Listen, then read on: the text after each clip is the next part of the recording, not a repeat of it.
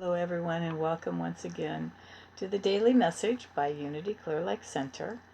And we are on lesson number 8 from the book Lessons in Truth by Emily Cady. Today's message is on spiritual understanding.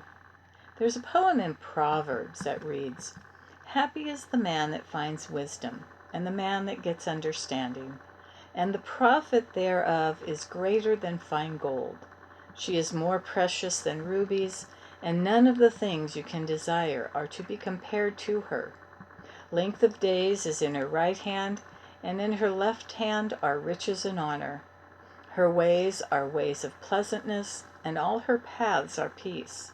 She is a tree of life to them that lay hold upon her, and happy is every one that retains her. With all you're getting, get understanding." So the understanding the Proverbs were speaking of is a spiritual understanding, what Emily Cady calls a revelation of God within the heart of man. This revelation of truth to the consciousness of a person is spiritual understanding. She writes, "You may say to yourself that you are well and wise and happy, and for a time you will feel well and wise and happy. But until down in the depths of your being you are conscious of your oneness with the Father, until you know within yourself that the spring of all wisdom and health and joy is with your own being, ready at any moment to leap forth at the call of your need, you will not have spiritual understanding."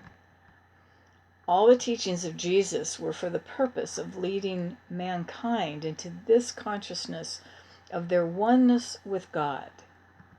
She writes that all the foregoing lessons that we've been doing have been stepping stones leading up to the point where we may realize what she calls the ever-abiding inner presence of the Most High God. 1 Corinthians chapter 6, verse 19 reads, "Know ye not that your body is a temple of the Holy Spirit, which is in you?" No one can reveal this understanding to you.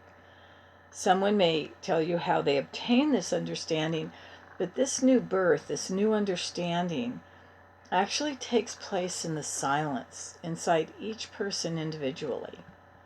This understanding or realization of the presence of God within each person is, as Peter said, it's the gift of God.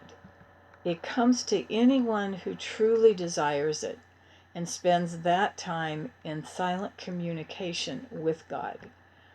And it doesn't matter who you are, where you come from, how rich or poor you are, what you look like, your beliefs, it just doesn't matter. There's nothing on the outer that matters in making this connection with Spirit. Jeremiah 29, chapter 29, verse 13 says, "And you shall seek me and find me when you shall search for me with all your heart." Cady writes, "In that day, when more than riches and honor and power and glory, you shall desire spiritual understanding. In that day will come to you the revelation of God in you, and you will be conscious of the indwelling Father, who is life and strength and power and peace." So many of us want to know the fullness of God within us for our health, our prosperity, right relations, and so on. As Cady writes, the time will come to every man when he will hear the divine voice within him saying, "Come up higher." And he will pass beyond any merely selfish desires that are just for his own comfort's sake. He will desire good that he may have the more of it to give out, knowing that as good, God, flows through him to others, it will make him every whit whole, which comes from John 7, verse 23. In the beginning of Solomon's reign as king over Israel, the divine presence appeared to him in a dream at night, saying, "Ask what I shall give thee." And Solomon said, "Give thy servant therefore an understanding heart." God answered that he should have that, but also said, "And I have also given thee that which thou hast not asked for, both riches and honors, so that there shall not be any among the kings like unto you all your days." Since he only asked for understanding, not giving any thought to riches and desirings above all things, really desiring an understanding heart or a spiritual consciousness of God within him as wisdom, life, and power, Solomon received all the good or good things included, so that there was none among the kings like him in worldly possessions. Matthew chapter 6 verse 33 reads, "Seek ye first his kingdom," or his consciousness, "and his righteousness, and all these things shall be added unto you. For whoever would save his life," or the things of his life, "shall lose it. And whoever shall lose his life for my sake," that is, willing to forget the so-called good things of his life, "for the truth's sake, choosing above all things the finding of God in his own soul, he shall have it." Katie writes, just as Jesus taught, we begin our journey toward understanding by, as she writes, cutting off the branches of our selfishness.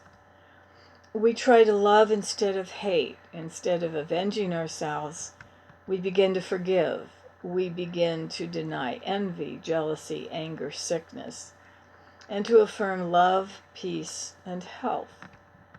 She writes, "And someday, in the fullness of God's time, while you are using the words of truth, they will suddenly be illumined and become to you the living word with you."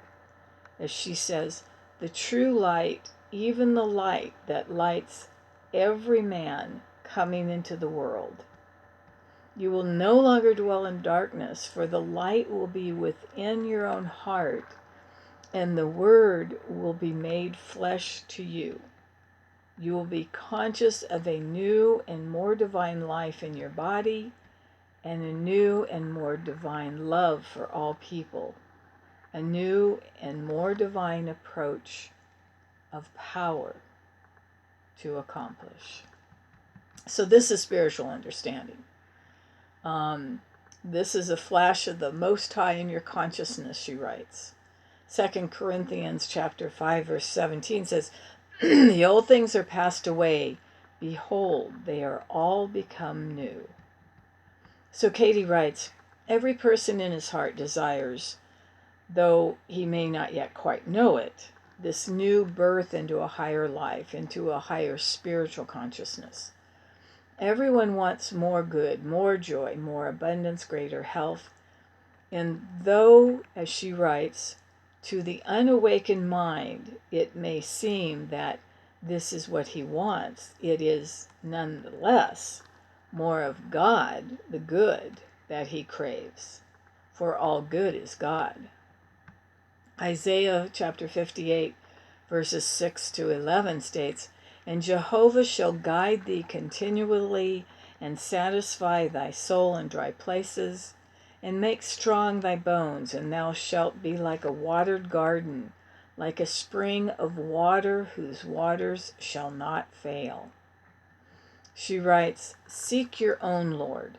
Take the light as it is revealed to you, and use it for others, and prove for yourselves whether there is a truth in this prophecy of Isaiah 58:10, that then shall thy light rise in darkness, and thy obscurity be as the noonday."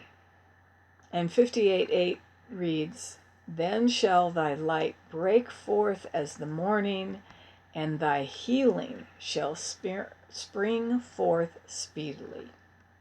So I leave you with these words today. If you're spending time communing with God in the silence of your heart, may you also come to know God as the source of all good in your life. May your light rise in the darkness and shine forth for everyone on earth to feel. And right now, with what we're going through with this pandemic and everything else, right now truly is the time that we do need to know that the light of God is in us, as us, through us. And we do want this high consciousness of God as source for everything to permeate our being at a deeper and greater level. So much love, everyone. God bless each and every one of you on your spiritual path. And may this day bring you an abundance of joy. God bless. Have a beautiful day.